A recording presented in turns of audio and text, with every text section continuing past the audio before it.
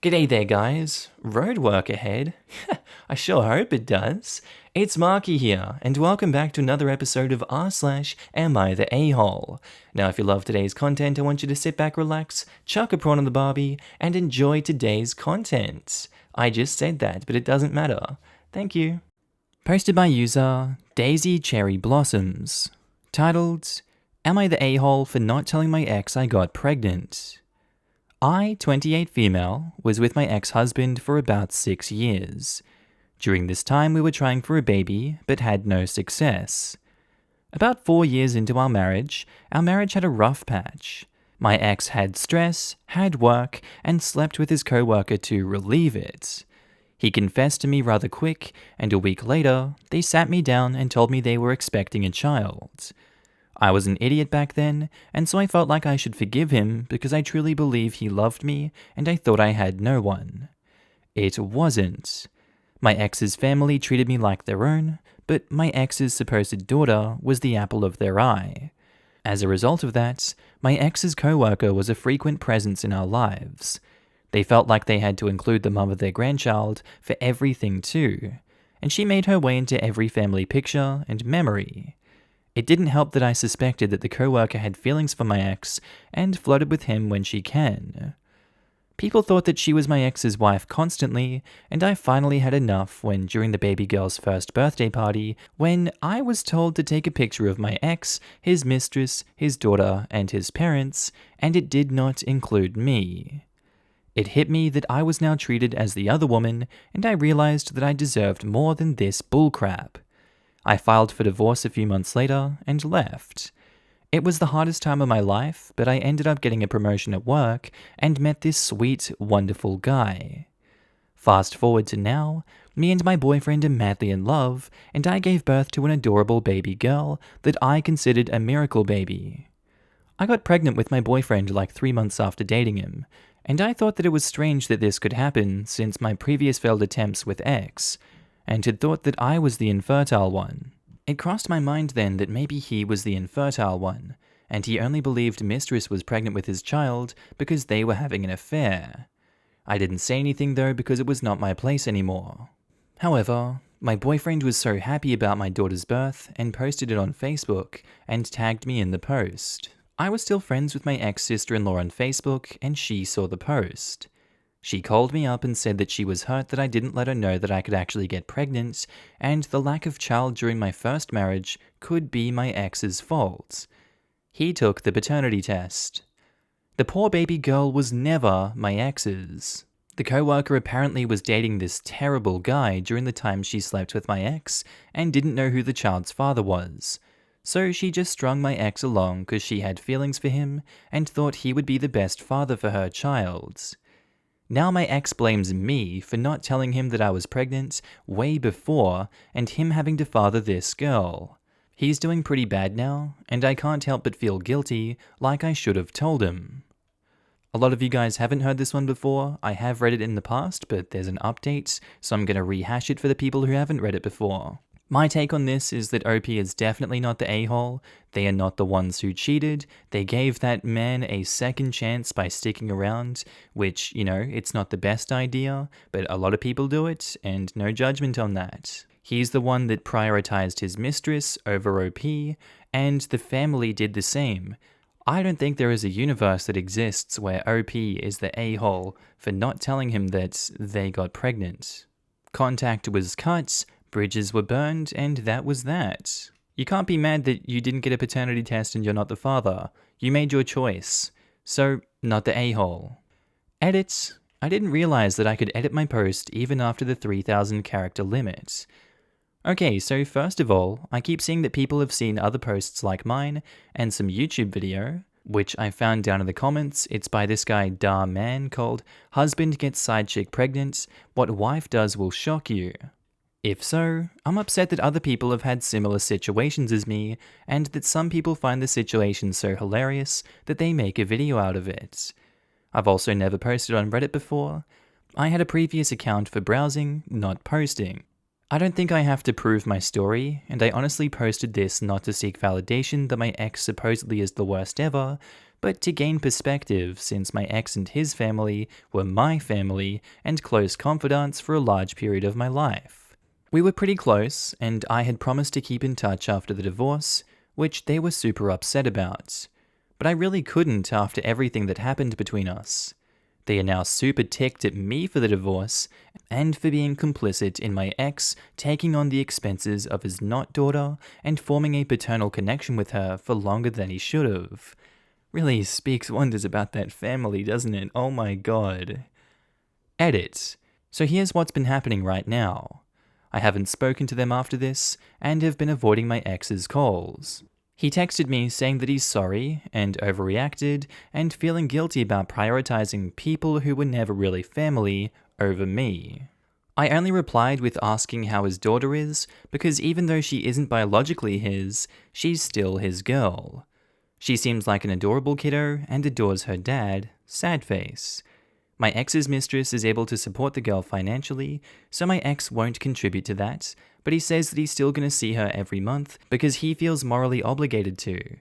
I feel bad for the girl so much because she seems to have lost her family unit, her dad, grandparents, and cousins. Update: Am I the a-hole for not telling my ex I got pregnant? I got messages asking me to update, and I'm now frequently on Reddit, so I thought, why not? First things first, I'm getting married. My boyfriend proposed a few weeks ago, and we'll be tying the knot once this whole mess of a year is over. I know a lot of people here said that my ex's family is toxic, and I shouldn't keep in touch with them. But I did contact them to tell them about my engagement. It went well. My ex-mother-in-law cried and told me she was happy for me and apologized for everything. She felt bad about what happened and promises to keep in touch with me. My ex-sister-in-law also apologized for blowing up at me, but she was just very overwhelmed by everything going on in her family's life. I can sympathize and told her that all is forgiven. This family is still super important to me, but this felt more like closure and I'm at peace with my feelings now. It's a chapter in my life that was bittersweet, with a lot of great memories, but is now closed. I will always look back fondly, but now it's time for me to move on. The last I heard, my ex's ex-child, is living with her mother, and her biological father is now more involved in her life. My ex stopped visiting altogether and doesn't seem to be in a great shape, but I haven't inquired because I don't feel like it's my place anymore. I wish him well, and hopefully he's able to move on from this. For those who messaged me saying that this is fake, believe what you want to believe. I don't really care anymore that you think this is from a YouTube video. I just hope that those who are reading this know that even though you are struggling, are in tough times, or just depressed with your life, know that it will get better. It happened to me, and it happens to a lot of people. You too are special, and you too will achieve happiness. Don't give up on yourself. Do what is right. If you think this is fake, believe it, so long as you get this message loud and clear. Mucho love to those who supported me. Love ya. Love heart emojis. I'm very happy for you. For what it's worth, I've also kept in touch with the family of my ex.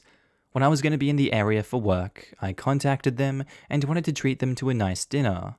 But my ex's mum insisted I stay with them for the weekend and let her cook for me. She's a fantastic cook. It was sweet because I had really missed them, and I wasn't sure how they felt since I'd ended things with their daughter. There's nothing wrong with staying in contact with people who have become important to you. Posted by user Tradition Impressive 2. Titled, Am I the a-hole for refusing to sell the place I bought with stripper money? For several years, I was a stripper. I have no shame about what I did and only quit when I got a better job offer. In the time I worked as a stripper, I intentionally lived as cheaply as possible, in a crappy little studio flat, living off ramen, wearing old clothes, because my co-workers all told me that they were able to buy their own places on their income, so long as they saved like crazy. Before I quote-unquote retired, I managed to outright buy myself a 3-bedroom flat. I rented out the other rooms for a while, but I got sick of having roommates, so now I have them up online for shorter stays, but not to rent. I met this guy about 18 months ago, and we've been together since. He knows about my employment history, and he said that he has no issue with it. Though he did ask me to tell his family the white lie I occasionally use, on my CV and stuff, which is that I was a waitress, which I kind of was, to be honest. A month ago, we found out that I'm 2 months pregnant. He says this is great news and we should move in together. I assumed he'd be moving into my place because he rents his, far smaller, one-bedroom flat, while I own mine, and I have room for a baby's room while he doesn't. Also, I really don't want to leave my flat. It's my flat. I love it. I could see myself living here for the rest of my life, and I don't want to lose the security of owning a flat and having to go back to paying rent or a mortgage each month. However, he then said that he didn't want to move into my place, and said that I should sell it and we buy a place together. I said that I like my place. It means a lot to me, and that I was able to buy it, and it represents years of working my ass off, scrimping and saving. He then said that he understands all of that, but we should be living together by the time the baby comes, and he didn't want to live in my flat. I asked him why not. It's a great flat. It's central to everything. It's spacious, it's got room for all his stuff, there's a daycare in the building, run and owned by another tenant, and a school 5 minutes walk away. The list goes on. And he said that he didn't want to live in a flat that was bought with stripper money. That really ticked me off, and I told him no effing way am I selling my flat, and that he never had an issue with my stripper money paying for this flat before now. I said I wasn't giving up the security of owning a home for someone who tries to make me feel ashamed about something I don't feel ashamed of. He said that his point is, if I sold the flat, then we could get a new place with the money from the sale. I said, wouldn't that still be stripper money? And he said, that's different. And I asked how. He then said he was going to his place because I can't talk to you when you're in this state. He's gone back to his flat now, and he's texted me saying that I'm overreacting and irrational, and I need to think of this realistically rather than emotionally. He says he wouldn't feel right raising a child in my flat, knowing how I purchased it, and selling and moving is the best idea of all of us. Not to mention the fact that he isn't on the deed because it's my place, and it would never feel like our place because of this. I feel like I might be the ass because I get why he might feel like it's just my place, and I feel like I'm being too rigid in a time that we need to work together. Plus, I spoke to my sister, and she sided with him. So, 2 out of 3 people think I'm in the wrong here. Am I the a-hole? No, it seems apparent that he's just trying to get half of that property's value. He's just trying to steal your money, OP. If he's so upset about stripper money, then I don't get why he's still with you. He's happy to be with you, but he's not happy that you're not giving him your money. He's not happy that you were a stripper, and he's going to conceal that fact for the rest of your life. Doesn't really sound like you guys are compatible, and yeah, not the a-hole. Update on the off chance anyone sees this. I dumped him. There was a whole conversation, and during the conversation, he said that he didn't want to be a parent if I wasn't willing to do everything that he wanted, including sharing a house/deed, plus staying together. Also, at the start of the conversation, I said what a few people suggested, which was that I'd be willing to sell and split the house with him, provided he pay 50%. And he got very, very angry very, very quickly. He also said a few other things, so I don't know how it's all going to pan out just yet, but it looks like I'm going to be a single mother. Updates. Am I the a-hole for refusing to sell the place I bought with my stripper money? Now for the updates, because a lot of people have asked for one. First off, I dumped him.